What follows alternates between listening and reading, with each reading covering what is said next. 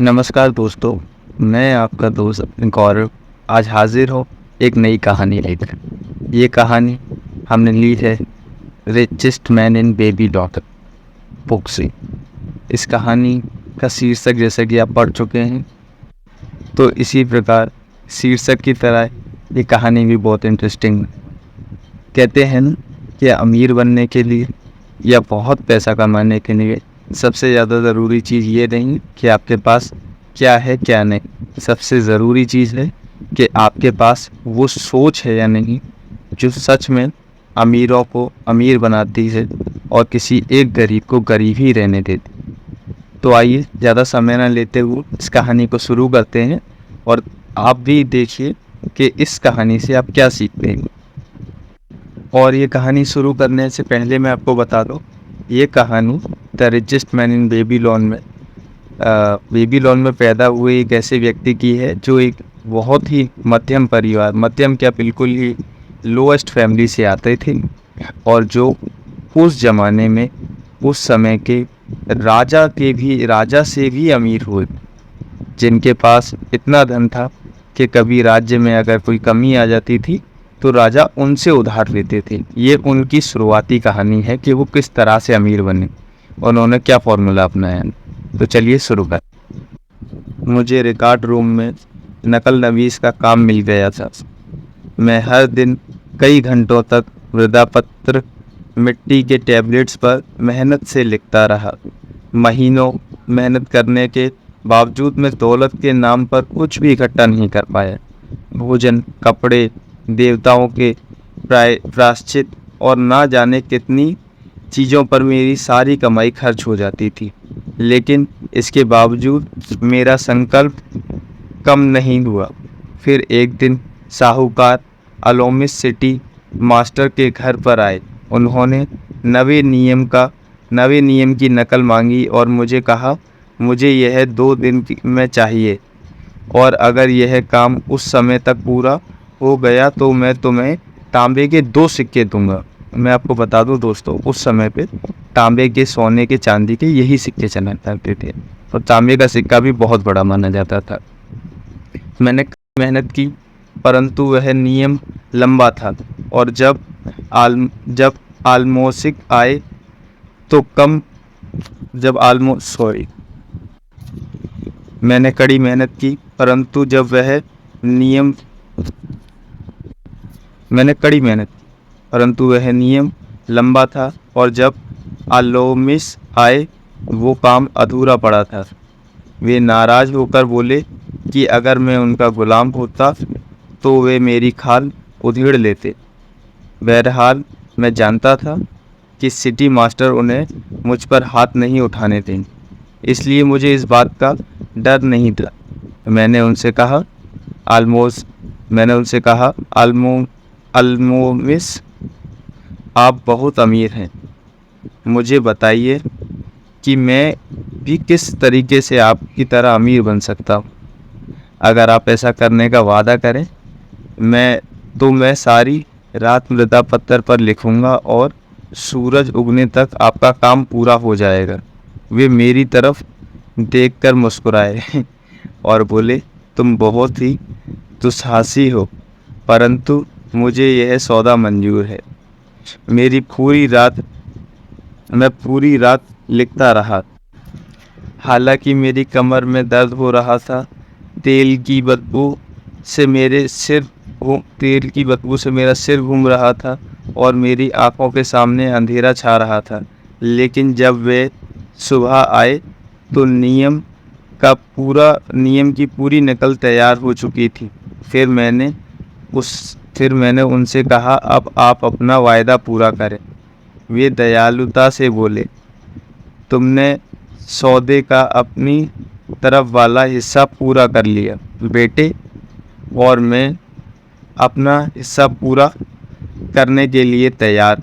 मैं तुम्हें वे सब बातें बताऊंगा जो तुम जानना चाहते हो, क्योंकि मैं बूढ़ा हो रहा हूँ और बूढ़े लोगों को मुंह चलाना अच्छा लगता है। जब युवक बूढ़े लोगों के पास सलाह लेने आते हैं तो उन्हें अनुभव से हासिल ज्ञान मिलता है, परंतु अक्सर युवक यह मान लेते हैं कि बूढ़े लोगों के पास जो ज्ञान है वह गुजरे ज़माने का ज्ञान और वर्तमान में उससे कोई लाभ नहीं होगा। यही वजह है कि वे उस ज्ञान का लाभ नहीं उठाते।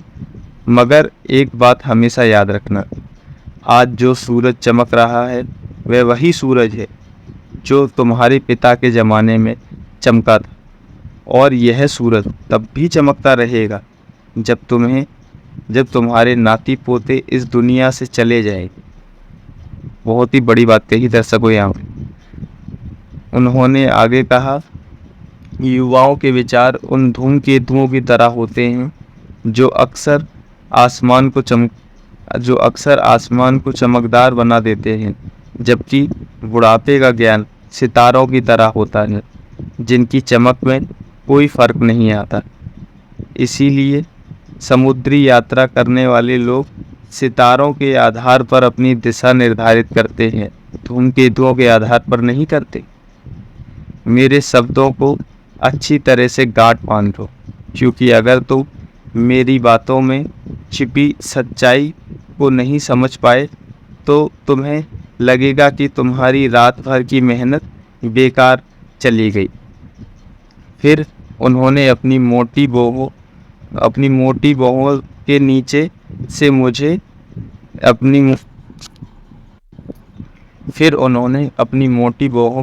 से मुझे मुझ पर तीखी निगाह डाली।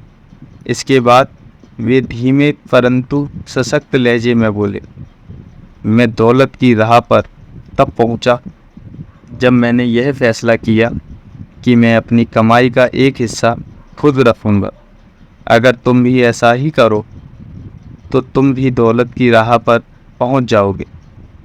फिर वे मेरी तरफ पैनी निगाह से देखते रहे पर बोले कुछ नहीं। मैंने पूछा, बस इतना ही? उन्होंने जवाब दिया, भेड़ चराने वाले किशोर को साहूकार में बदलने के लिए बस इतना ही काफ़ी है।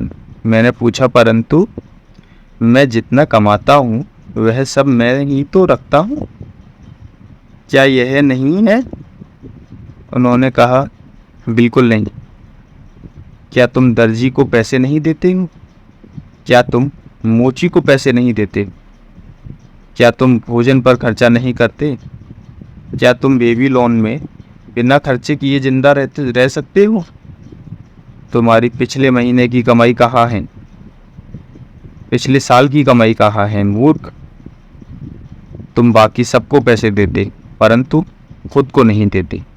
बेवकूफ़, तुम अपने लिए नहीं दूसरों के लिए मेहनत करते।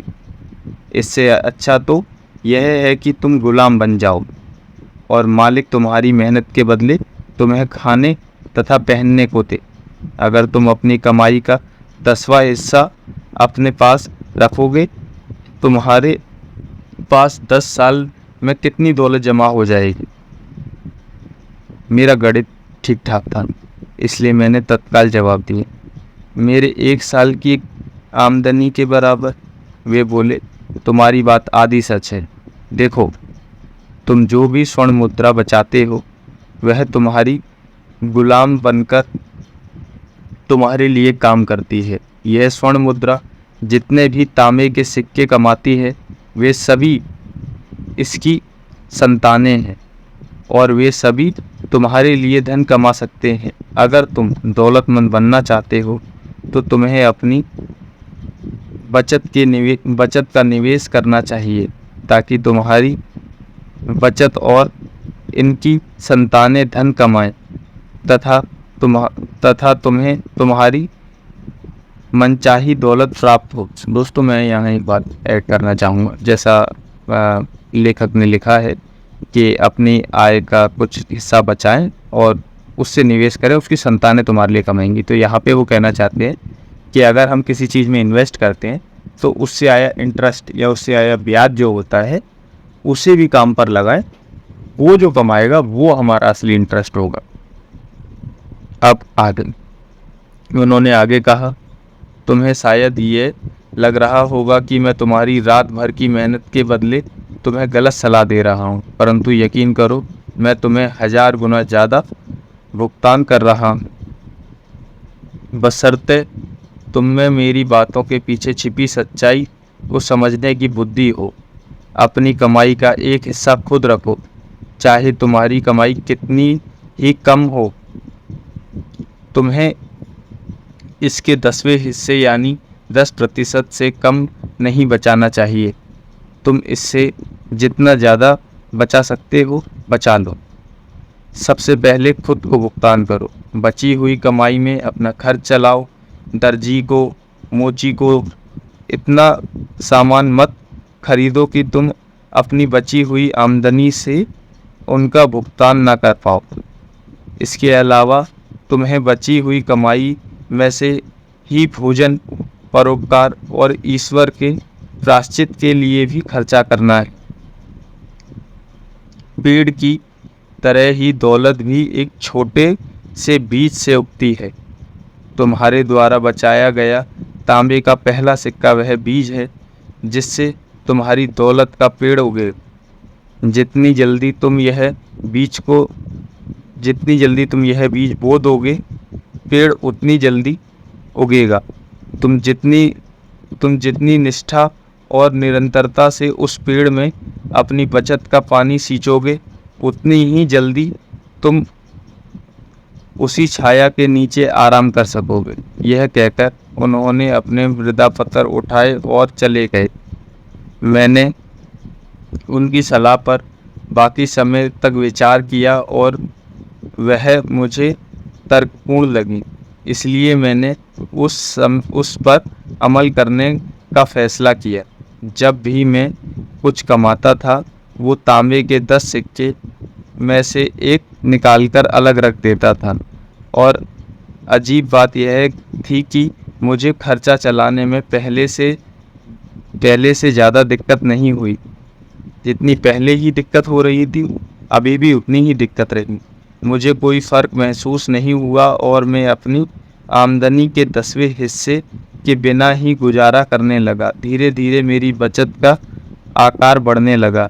अपनी बढ़ती बचत को देखकर मेरा मन ललचाता था कि मैं इसे खर्च करके व्यापारियों से वे अच्छी अच्छी चीज़ें खरीद लूं जो ऊँटों और जहाज़ों से फिनियंस के देश से आती हैं। परंतु मैंने समझदारी से काम लिया और ऐसा नहीं किया। 1 साल बाद वह व्यापारी दोबारा आए और उन्होंने मुझे पूछा, बेटे, तुमने पिछले साल जितना कमाया है, क्या तुमने उसका कम से कम 10वां हिस्सा अपने लिए बचाया? मैंने गर्व से जवाब दिया, हाँ, मैंने ऐसा ही किया। उन्होंने मुस्कुराकर कहा, यह तो बहुत अच्छी बात है। और तुमने उस पैसे का क्या किया? तो मैंने और ही ज़्यादा उत्साह में कह दिया, मैंने इससे ईंट बनाने वाले अजमर को दे दिया, जिसने मुझसे कहा था कि वह दूर देशों की यात्रा करने जा रहा है और वह टायर से मेरे लिए फिनियंस के दुर्लभ रत्न खरीद लाएगा। उसके लौटने के बाद हम उन रत्नों को ज़्यादा कीमत पर बेचकर मुनाफा कमाएंगे और मुनाफे को आपस में बांट लेंगे। वे घुरीकर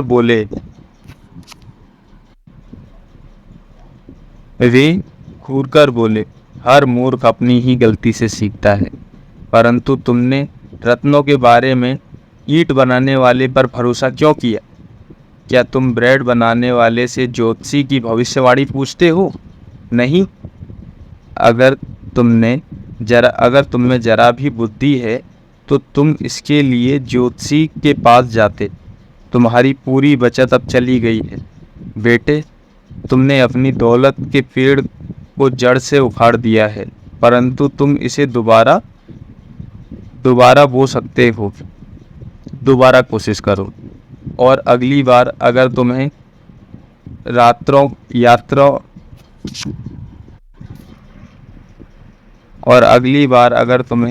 रत्नों के बारे में सलाह की ज़रूरत हो तो जौहरी के पास जाना। अगर तुम्हें भीड़ों के बारे में सच्चाई जाननी है तो गडरिये के पास जाना। सलाह एक ऐसी चीज़ है जिसे लोग मुफ्त में बांटते हैं, परंतु इस बारे में सतर्क रहने की ज़रूरत है। वही सलाह मानो जो मानने योग्य है। जो व्यक्ति अपनी बचत के बारे में अनुभवहीन व्यक्तियों से सलाह लेता है, वह गलत सलाह के कारण अपनी बचत गंवा देता है। इतना कहकर वह चले गए और जैसा उन्होंने कहा वैसा ही हुआ, क्योंकि बदमाश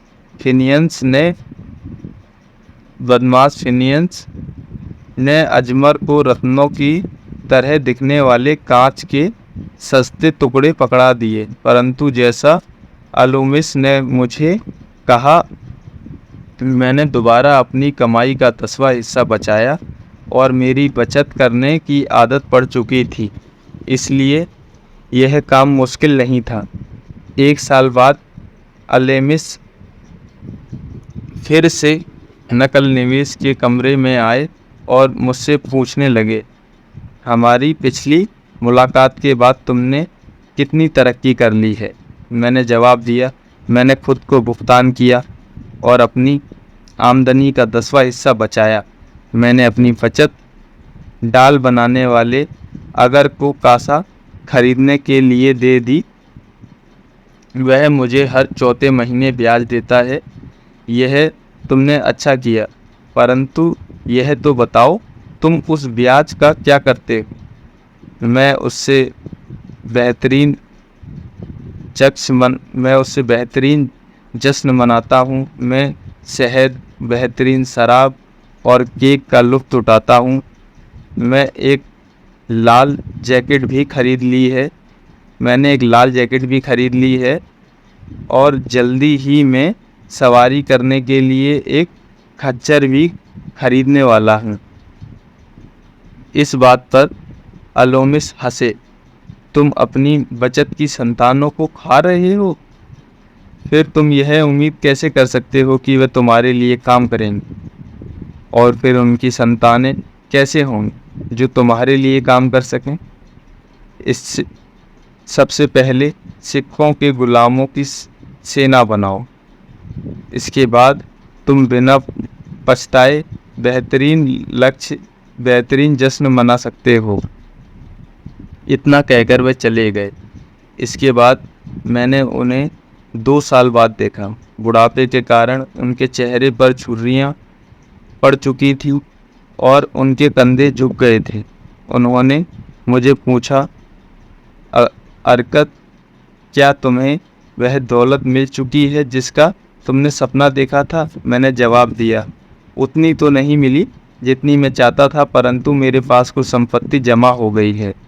यह संपत्ति ब्याज कमाती है तथा इनका ब्याज और ब्याज कमाता है। और क्या तुम अब भी ईंट बनाने वाले से सलाह लेते हो। मैंने जवाब में कहा, ईंटों के बारे में वे अच्छी सलाह दे सकते हैं। यह सुनकर वे बोले, अरकाद, तुमने मेरे सबक अच्छी तरह से सीख लिए हैं। पहले तो तुमने यह सीखा अपनी आमदनी से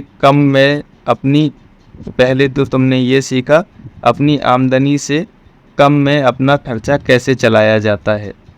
फिर तुमने उन लोगों से सलाह लेना सीखा जो उस क्षेत्र का अनुभव और ज्ञान रखते हों। और अंत में तुमने यह सीखा कि धन से अपने लिए काम कैसे करवाया जाता है। तुमने यह सीख लिया है कि धन को कैसे हासिल किया जाता है, इसे अपने पास कैसे रखा जाता है और इसका प्रयोग कैसे किया जाता है। इसलिए तुम जिम्मेदारी का पद संभालने योग्य बन चुके हो। मैं अब बूढ़ा हो रहा हूँ। मेरे पुत्र हमेशा खर्च करने की योजनाएं बनाते रहते हैं और कमाने के बारे में ज़रा भी नहीं सोचते। मेरा जायदाद और मेरे पुत्र हमेशा खर्च करने की योजना बनाते रहते हैं और कमाने के बारे में ज़रा भी नहीं सोचते। मेरी जायदाद बहुत फैली हुई है और मैं उसे नहीं संभाल सकता, क्योंकि अब मैं बूढ़ा हो चुका हूँ। अगर तुम निप्पर जाकर मेरी जायदाद संभाल लो तो मैं तुम्हें अपना पार्टनर बना लूँगा। इस तरह मैंने निप्पर जाकर उनकी जायदाद संभाल ली, जो काफ़ी बड़ी थी, और आज मैं उसी जायदाद में उनका पार्टनर होते हुए इतना अमीर आदमी बन पाया। तो दोस्तों, ये थी अरकात की कहानी। ये कहानी है the richest man in Babylon की बुक से, और बहुत ही मोटिवेशनल और बहुत ही अच्छी कहानी है। अगर इसे हम देखें और सीखें और अगर अप्लाई करें अपने जीवन में, तो ये मेरा अनुभव है कि शायद हम भी इससे अच्छी तरक्की कर सकते। Thank you so much for watching. Thank you. जय हिंद, जय Bharat. Thank you so much brother. Thank you so much आप सभी का, जो आपने ये इतनी अच्छी कहानी सुनी और आप सब लोग इतना सपोर्ट कर रहे हैं। Thank you so much.